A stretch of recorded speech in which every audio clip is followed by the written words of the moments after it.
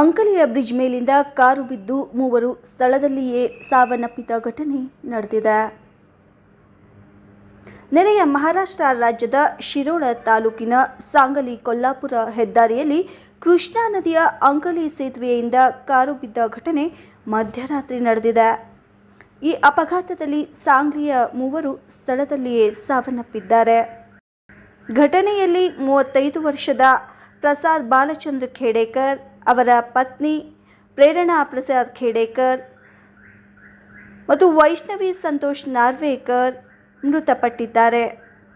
ಸಮರ್ಜಿತ್ ಪ್ರಸಾದ್ ಖೇಡೇಕರ್ 7 ವರ್ಷದ ಬಾಲಕ, 19 ವರ್ಷದ ವರ ಸಂತೋಷ್ ನಾರ್ವೇಕರ್ ಮತ್ತು 42 ವರ್ಷದ ಸಾಕ್ಷಿ ಸಂತೋಷ್ ನಾರ್ವೇಕರ್ ಎಲ್ಲರೂ ಸಾಂಗ್ಲಿಯ ನಿವಾಸಿಯಾಗಿದ್ದಾರೆ ಎಂದು ತಿಳಿದುಬಂದಿದೆ.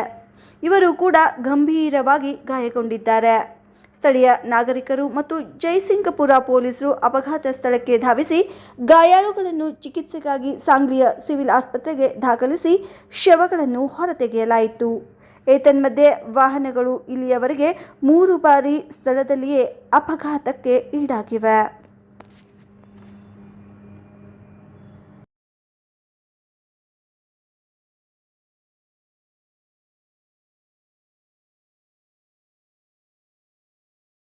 ಚಿಕ್ಕೋಡಿ ಪಟ್ಟಣದ ನಿಪ್ಪಾಣಿ ಮುಧೋಳ ರಸ್ತೆಯ ದಿಯಾ ಆಸ್ಪತ್ರೆಯ ಮುಂಭಾಗದಲ್ಲಿ ನೂತನವಾಗಿ ಆರಂಭಗೊಂಡ ಸಾಯಿ ಎಲಿಗನ್ಸ್ ಫ್ಯಾಮಿಲಿ ರೆಸ್ಟೋರೆಂಟ್.